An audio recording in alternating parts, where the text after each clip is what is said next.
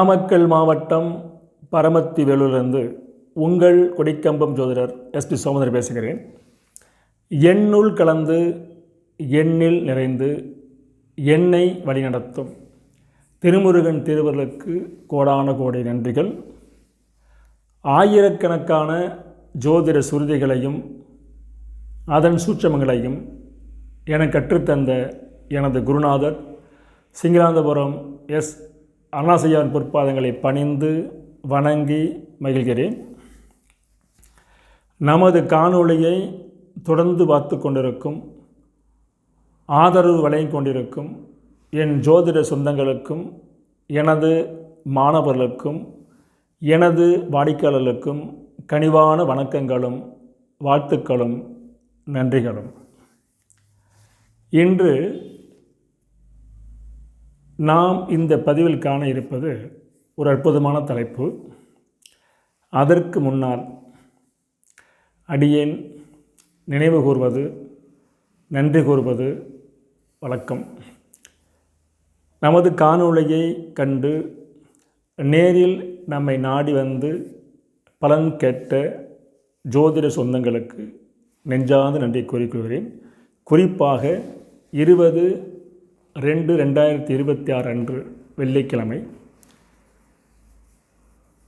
என்னை சந்தித்த திருப்பூர் சண்முகசுந்தரம் ஐயா அவர்களுக்கும், கட்டளை ஜெயசுதா அவர்களுக்கும், கோவை சிவபிரகாசம் அவர்களுக்கும், மல்லசமுத்திரம் சண்முகம் அவர்களுக்கும், ஆத்தூர் ராம்குமார் ஐயா அவர்களுக்கும், சின்னசேலம் ரவீந்திரன் அவர்களுக்கும் என் நெஞ்சார்ந்த நன்றியை கூறிக்கொள்கிறேன். நாம் இன்று காண வேண்டிய வேணொலி ஒரு அற்புதமான தலைப்புன்னு சொன்னோம். ஆனால் தலைப்பு கொஞ்சம் அலட்சியானது தான். ஆனால் அதில் விஷயங்கள் இருக்காது. நிமிடத்தில் மரணம் யாருக்கு, சற்றென்று யாருக்கு உயிர் பிரியும் என்பது பாடல். எனது குருநாதர் சிங்களாந்தபுரம் எஸ் அருணாசையா அவர்கள் அடிக்கடி கூறுவார். என்ன கூறுவார்னா, ஒரு ஜாதகருக்கு சம்பவங்களை சொல்ல வேண்டும் என்றால், அவனது வாழ்க்கை நடக்கும் சம்பவங்களை சொல்ல வேண்டும் என்றால் அதற்கு சுருதிகள் முக்கியம். சுருதிகளில் என்ன சம்பவம் அப்படின்னு சொல்லிடும், எப்போதும் தெரிஞ்சுக்கலாம், அதுதான் முக்கியம். அடியேன் அடிக்கடி வாசம் பயன்படுத்துவேன். ஜோதிட பலன் சொல்லும்போது திசாபுத்தி ஒட்டி பலன் சொல்ல வேண்டும், கோச்சாரத்தை தொட்டு பலன் சொல்ல வேண்டும் என்று அடிக்கடி சொல்வேன். எனது மாணவர்களுக்கு நன்கு தெரியும். இப்போ ஸ்க்ரீனில் பாருங்கள், இது ஒரு ஆண் ஜாதகம். 22/12/2004 1 மணி AM. நட்சத்திரம் பார்த்தீங்களா, அசுபத நட்சத்திரம், பாதம் 4ஆம் பாதம், ராசி மேச ராசி. லக்னம் பார்த்தீங்களா கன்னி லக்கணம். லக்னத்தில் குரு பகவான், லக்னத்துக்கு 2இல் கேது, லக்னத்துக்கு 3இல் செவ்வாய் சுக்கிரன் புதன், லக்னத்துக்கு 4இல் தனுசில் சூரிய பகவான், லக்னத்துக்கு 8இல் சந்திரன் ராகு, லக்னத்துக்கு 11ஆம் இடத்தில் சனி பகவான் வக்கரன். இது ராசி கட்டம். நவாம்சம் எடுத்துக்கிட்டிங்களா, மிதுன லக்கணம். கடகத்தில் சனி பகவான், சந்திரன், குரு, சிம்மத்தில் செவ்வாய், துலாத்தில் சுக்கிரன், விருச்சிகத்தில் கேது, தனுசில் புதன், ரிஷபத்தில் சூரியன் ராகு. இவருக்கு இப்போ நடக்கிற திசை சூரியனில் செவ்வாய் பற்றி ஓடிக்கிட்டு. அடியேன்னு சொல்கிற மாதிரி ஒரு பர்சன், அதாவது இன்றைக்கி என்ன திசை பற்றி நடக்குதோ திசாபத்தி ஒட்டி பலன் சொல்ல வேண்டும் என்று ஒரு கருத்து இருக்கிறது.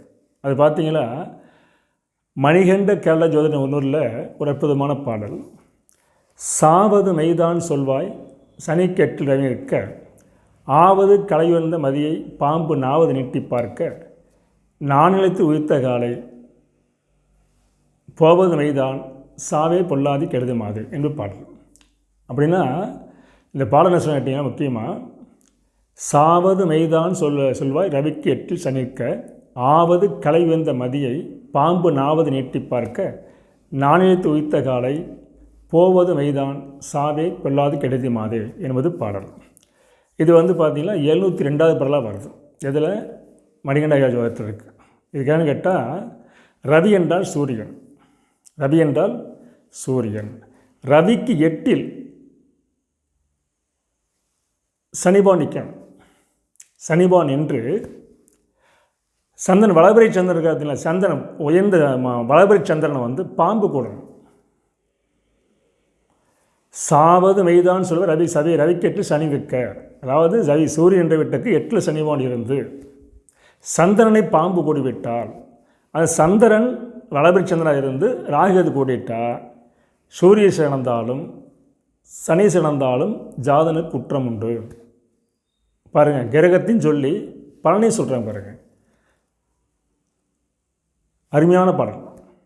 இந்த பாடல் சூச்சனை கேட்டிங்களா, சூரிய பகவானும் சனிமானும் சஷ்டாசமாக இருந்து சந்திரனை பாவகரம் கூடிட்டா சூரியச வந்தாலும் சனீச வந்தாலும் ஜாதருக்கு ஆயுள் குற்றம் வந்துவிடும். இதுதான் பாட்டில் சுத்தமாக இவருக்கு அப்படியே இருக்கு பாருங்களேன். இப்போ சூரியஸ் ஓடிட்டு இருக்குது.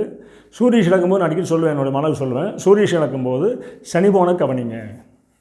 சனிபவன் சூரியனுக்கு 8 இருந்துட்டார்னா கொஞ்சம் லக்னாதிபதி கவனிங்க. லக்னாதிபதி கவனிச்சா அப்படியே அஷ்டமாதி பாருங்கள், அந்த ஒரு பாயிண்ட் வரும். அதாவது சூரியஸ் நடக்கும்போது சனிபவனை கவனிங்க. சனிபவன் எங்கே இருக்காருன்னு பாருங்கள், 8 ஒரு பாயிண்ட் மனசு பதிவு வச்சுருக்குங்க. சந்திரன்னு பாருங்கள், சந்திரன் வளவரையான்னு பாருங்கள், சந்திரனோட பாம்பு விடுக்கான்னு பாருங்கள். இப்படி அமைஞ்சிட்டா திசாபுத்தி வந்துட்டா தொல்லை உண்டு. இவர் பாருங்கள், அப்படியே பாடல் என்ன சொல்கிறதோ அப்படியே இருக்கிறது. இவருக்கு சூரிய திசையில் இப்போ செவ்வாய் புத்தியில் 4/2/2026 பி முடிச்சிட்டாரு. வேலை கிடச்சிருச்சு. ஜாயின் பண்ணுறதுக்கு 2 நாள் இருக்கும்போது விபத்து சிக்கி பின்னாடி வந்த வண்டி மோதி ஸ்பாட் அவுட் ஆகிட்டார். நிமிஷத்தில் மரணம். அருமையான பையன், ஆர்ப்பாயிலாக போச்சு பாருங்கள். இந்த பாடலை வட்டி எப்போ என்ன சொல்லணும், திசாபத்தி வட்டி பாடல் அமைஞ்சு வேலை திசாபத்தி வந்துருச்சு. இதுன்னு வச்சிங்களா. இதை மட்டும் இப்போ பார்த்தீங்கன்னா இன்னொரு சுச்சம் பார்த்தீங்களா. இப்போ என்ன ஓடிக்கிட்டு கேட்டால் சூரியங்கிறது இப்போ முந்தி பாட்டு வெறும் பாடல், அதாவது கிரகத்தை வச்சு பாட்டு. இப்போ அடுத்து பார்த்தீங்கன்னா ஸ்தானத்தை வச்சு பாட்டு. எப்படி முதல்ல கிரகத்துக்குரிய பாட்டு, இப்போ ஸ்தானத்துக்குரிய பாட்டு. பாருங்கள், முந்தி பாடின பாட்டு மணிகண்ட ஜோதிடம் சொன்னோம். இப்போ பார்த்தீங்களா சாதக சிந்தாமணில் ஒரு பாட்டு, அருமையான பாட்டு. பேரது நட்டத்தோன் கேந்திரம் விளக்கவே, பேரது நட்டத்தோன் கேந்திரம் விளக்கவே, லக்கணத்தோன் வரும் பலவீனமாக உரையடின் வடிவேற்கண்ணாய் பொறும் 12, 17, 22, 25 அல்லால் 32 மரணம் சொல்லே. அருமையான பாடல். எப்படி சொல்கிறாங்க, ஒரு ஜாதகத்தில் நட்டத்தோன்னா 12ஆம் அதிபதி, 12ஆம் அதிபதி கேந்திரத்துக்கு வந்துட்டாவே லக்னாதிபதி கவனிக்க வேண்டும். லக்னாதிபதி மறைஞ்சிட்டார்னா குற்றம் வந்தே தீரும். எந்தெந்த வயசு சொல்லணும், 12 வயசு, 17, 22, 25 அல்லது 32. இந்த 5 காலகட்டத்தை மனதில் பதிய வைத்து கொள்ள வேண்டும். எனது மாணவர்களுக்கு தெரியும். எனது பாட்டுனா அத்துப்படியான பாட்டு. பேரது நட்டத்தோன் கேந்திரம் விளக்கவே லக்கணத்தோன் பலவீனமாக உறைந்திடின் வடிவேற்கண்ணாய் பொறும் 12, 17, 22, 25 அல்லால் 32 மரணம் சொல்லு. இவர் வயசு பாரு கரெக்டாக 22ஆம் வயசில் தான் குற்றம் வந்தது. இவருக்கு நட்டத்துணை யார், 12ஆவது யார், சூரியன். எங்கே இருக்கார், கேந்திரம் பெற்றிருக்காரு. லக்னாதி எங்கே இருக்கார், 3ல் மறைஞ்சிட்டார். லக்னாவதி 3ல் மறைவு. அப்போ இந்த பாடல்படியும் அமைஞ்சிருச்சு. இப்போ 2 பாடல் அருமையான பாடல் அமைஞ்சு போச்சுன்னா அடுத்து பாருங்கள், இதோட முக்கியமான பாட்டு நிமிடத்தில் எப்படி மரணம் கேட்டிங்களா. இந்த பாட்டு ஜாதக சிந்தாமணி. இந்த பாட்டு இப்போ பாட்டும் 3ஆவது பாட்டு ஜாதக சிந்தாமணியில் 117ஆவது பாட்டு என்ன சொல்கிறேன் கேட்டிங்களா. பாரினில் 1/8 12 மதியம் நிற்க கூறிய சனியும் பாம்பு குளிகளும் ஒன்றாய்க்கூட நோக்க நேரிய சாமி பார்க்கில் நிமிடத்தில் மரணமாவான். பேரினில் கணித நூலோர் பிரிந்துரை செய்தாராமே, கணித நூலோர் பிரித்துரை செய்தாராமே. அருமையாக 4 வரி பாட்டு தான். நீங்கள் நூல் எடுத்து படித்து பாருங்கள். பாடலை படிக்க தெரிய கற்றுக்கொள்ளாமல் ஜெயிக்க முடியாது. அதாவது பாடல் கற்றுக்கணும், விதிகளை வந்து உள்ளே வச்சுக்கணும். பாரினில் ஓராறு எட்டில் 12 மதியம் நிற்க. சிம்பிளானது இல்லை. சந்திரன் வந்து மறைஞ்சிட்டா, சந்திரன் வந்து 6 8 12 மறைஞ்சு அவரை சனி பகவானோ ராகுவோ மாந்தியோ பார்த்துட்டா அவனுக்கு திடீர் மரணம் ஏற்படும். திடீர் மரணம் ஏற்படும். இவருக்கு பாருங்கள் எப்படி பாருங்கள், சந்திரன் 8இல் மறைவு. யார் கூடியிருக்கா? ராகுவான் கூடியிருக்காரு. யார் பார்க்குறா? சனி பகவான் பார்த்துக்கிட்டு இருக்காரு. சனி பகவான் பார்க்குறாரு, வக்கர சனி என்ன செய்கிறாரு? 10ஆம் வரியாக பார்க்குறாரு. அப்போ சந்தனுக்கு பாவத்தோடு வந்து விட்டது. அதில் சொல்லுங்க, நேரிய சாமி பார்க்கில் லக்னாதி பார்த்துடணுமா? லக்னாதி பார்த்துட்டாருன்னா கன்ஃபார்ம் சொல்லலாம். இப்போ செவ்வாய் வந்து லக்னாதிபதி புதன் என்ன வரான்னு கேட்டிங்களா? பார்க்க முடியாது. ஆனால் அவர் சாரம் பெற்ற கிரகம், அதாவது இந்த அஷ்டமாதி சொல்லக்கூடிய கிரகம் வந்து பார்த்தீங்கன்னா செவ்வாய் அவருடைய சாரம் பெற்ற சனி பகவான் வந்து 10ஆம் வரையும் சந்திரனை பார்த்தார். ஆக மொத்தம் பார்த்தீங்கன்னா லக்னாதிபதியோ அஷ்டமாதியோ சாரம் தந்தவர்கள் கூட சனி பகவானை சந்திரனை பார்த்துட்டார், அதாவது சந்திரனை பார்த்துட்டாருன்னா பலன் தரும். இந்த பாடல்படியும் கிரகம் அமைந்து விட்டது. அப்போ ஒரு ஜாதகத்தில் மாரகம் வருவதற்கான விதிகள் நிறைய இருந்தாலும் 3 பாடல் ஒத்துழைக்கிறது. 3 பாடல்படியுமே கிரகம் சரி மிகச்சரியாக பொருந்தி வதனால ஜாதனுக்கு அறிவை கொடுத்து, திறமையை கொடுத்து, அழகை கொடுத்து, இளமையை கொடுத்து, செல்வத்தை கொடுத்து ஆயுளை பறித்து கொண்டது. பெற்ற தாயோட மனநிலை தன் தந்தையோட மனநிலை எவனை பாடுபட்டு பாருங்கள், அவங்களுக்கு புத்திரதோஷம் இல்லாமல் நடக்காது. சரி, இருக்கட்டும். இதெல்லாம் பாடல் 3 பாடல் சொல்லிட்டோம். 3 நூல் சொல்லியாச்சுங்க. ஒன்று வந்து பார்த்தீங்கன்னா மணிகண்ட கேரளம், இன்னொன்று வந்து பார்த்தீங்கன்னா சாதக சிந்தாமணி, இன்னும் வந்து மணிமந்திர வைத்தியசேரம் இருக்குது. மொத்தம் 3 நூலில் இந்த பாடல் இருக்குது. 3 பாடல் சொல்லியாச்சு. இப்போ இது மட்டும் போதும்னா துணை விதி மட்டும் பாருங்கள், ஒரு 5 விதி அற்புதமாக தெரிஞ்சுக்குவோம். ஒன்று, லக்னாதிபதி துணை விதியில் பாருங்கள், லக்னத்திற்கு அல்லது லக்னாதிபதிக்கு நின்ற வீட்டுக்கு 2 வண்டில் பாவர் இருந்தால் அது அவயோக ஜாதகமே. அதாவது அற்பாயில் கொடுத்துரும், தரித்திரத்தை கொடுத்துரும், அபகிருத்தி கொடுத்துரும். இப்போ ஒரு லக்கணம் கன்னி லக்கணம், லக்னாதிபதி யார்? புதன். எங்கே அமர்ந்திருக்காரு? விருச்சகத்தில். விருச்சகத்துக்கு 2ஆம் வீட்டில் யார் இருக்கா? சூரியன் இருக்கார். விருச்சத்துக்கு 12ஆம் வீடு துலாத்தில் கேது இருக்கார். அப்போ லக்னாதிபதி வீட்டுக்கு இருவரும் பாவர் இருந்தால் அதுவும் பாவகர்த்த யோகமே. இவருக்கு அற்பாயில் தந்துவிட்டது. ஒன்றாச்சா? இன்னொன்று பாருங்கள், லக்னாதிபதியும் அஷ்டமாதியும் ஒரு ஜாதகத்தில் கூடி ஒரு இடத்துல இருந்து அவருக்கு 8ஆம் வீட்டில் மாந்தி இருந்தாருன்னா அது திடீர் மரணத்தை கொடுக்கும். இவருக்கு பார்த்தீங்கன்னா விருச்சிகத்தில் லக்னாதிபதி புதன் இருக்கார், விருச்சிகத்தில் அஷ்டமாதிபதி செவ்வாய் இருக்கார், அவருக்கு 8ஆம் இடமான மிதுனத்தில் மாந்தி இருக்கார். மிதுனத்தில் மாந்தி இருக்கு. அப்போ திடீர் மரணத்துக்கு வாய்ப்பு உண்டு. இன்னொன்று பார்த்தீங்கன்னா சிம்பிளான விதி, 8ஆம் திசையா 12ஆம் புத்தி வரக்கூடாது, 12ஆம் திசையா 8ஆம் திசை நடக்கக்கூடாது. அப்படி நடக்கும்போது கோச்சாரத்தில் அஷ்டமாதி பலம் இருந்துட்டாருன்னா அவங்களுக்கு ஆயுள கெடுக்க வாய்ப்பு உண்டு. முக்கியமான விதிங்க. ஒரு ஜாதத்தில் 8ஆம் திசை நடக்குது, 12ஆம் புத்தி நடக்க வச்சுங்களேன். அப்போ அல்லது 12ஆம் திசை நடக்குது, 8ஆம் புத்தி நடக்குது. இப்போ நடக்கும்போது அஷ்டமாதிபதி பலவீனம் அடையக்கூடாது, அது லக்னாதிபதி பலவீனம் அடையக்கூடாது. அப்படி அமைஞ்சிட்டால் அந்த கோச்சாரத்தில் ஜாதனுக்கு ஆயுள் கூட்டம் வந்துவிடும். இது உறுதியாச்சுங்களா?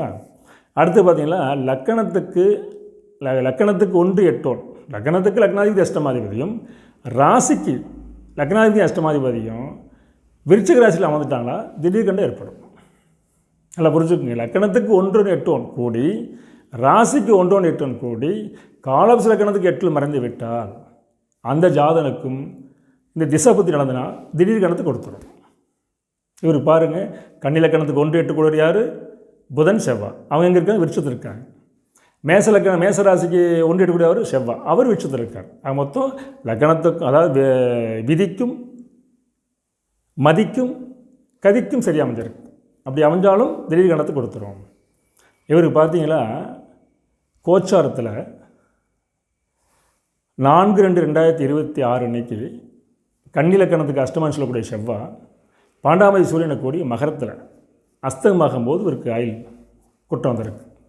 அப்படின்னு சொல்கிற மாதிரி ஜோதிட சுருதிகள் அப்படி கிரகம் அமைந்து திசாபுத்தி நடைமுறைக்கு வந்து கோச்சாரம் ஒத்துழைத்து விட்டால் சுருதி என்ன சொல்கிறதோ அது நடந்தேது என்பதற்கு இந்த ஜாதகம் ஒரு அருமையான உதாரண ஜாதகம் என்று கூறி ஆதார சுருதியோடு உதாரண ஜாதகத்தை உங்களுக்கு தொடர்ந்து வழங்குவதில் மிகுந்த மகிழ்ச்சி என்று கூறி மீண்டும் அடுத்த சந்திப்போம்.